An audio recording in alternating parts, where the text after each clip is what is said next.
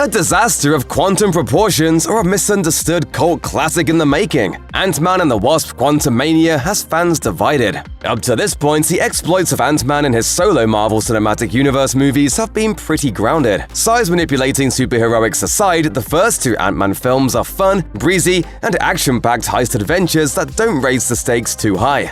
Those were the days. Whatever happened to us? Not the time, Scott. However, it seems that the days of Ant-Man flicks of this variety are long gone. Ant-Man and the Wasp: Quantumania brings our favorite micro-heroes on the quest of a lifetime as they venture into the mysterious quantum realm, the home of the dangerous Kang the Conqueror. While there's certainly a lot going on in Quantumania, the reception toward it has been relatively mixed. In addition to fans drawing embarrassing visual comparisons between it and Spy Kids 3D Game Over, it's not doing so hot over on Rotten Tomatoes either. Early reviews of the film put it at a disappointing 48% Rotten Critics score, making it one of the worst-rated MCU film entries to date, next to 2021's Eternals. What did I miss?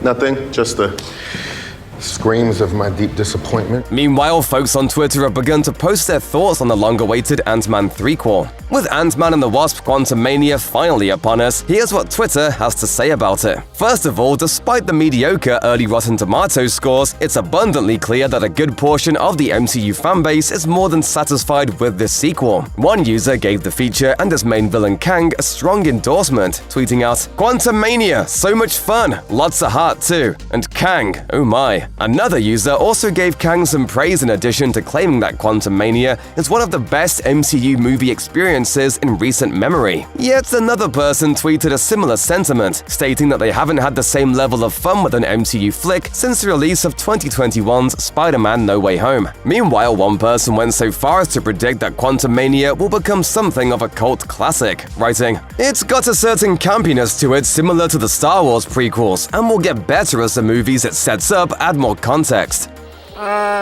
On second thought, no. Not really, no. In many viewers' estimations, Quantumania has it all, so they're not paying any mind to what the far less enthusiastic critics have to say about it. But even though many moviegoers seem to have enjoyed themselves during their Ant-Man and the Wasp: Quantumania screenings, not everyone that went to go see it walked away with high opinions of it. As one person wrote, "I apologize to Thor: Love and Thunder. Quantumania is officially the worst Marvel movie. Wait for this to come out on Disney+." In another tweet, they went on to call it the weakest installment in the Ant-Man trilogy. Another Twitter user summed up their underwhelming experience with a simple, "Well, but Quantumania was certainly a movie." They go into specifics in a follow-up tweet, expressing their belief that the CGI, writing, and acting are lacking. In a similar vein, some users were let down by the film's visuals and the score, especially given the whimsical subtitle Quantumania. One tweet offered some strong critiques of the sequel in their post. "Quantumania is a call for help. This feature-length end credit scene packs a deafening scale of noise with only cursory concerns for creativity." It seems that several people agreed that Quantumania is another in a recent string of disappointing Marvel Studios efforts. Of course, these positive and negative reactions to Ant-Man and the Wasp: Quantumania only account for a small section of MCU fans. Once the film is out for a while, it'll be interesting to see where the general consensus of the wider fanbase falls.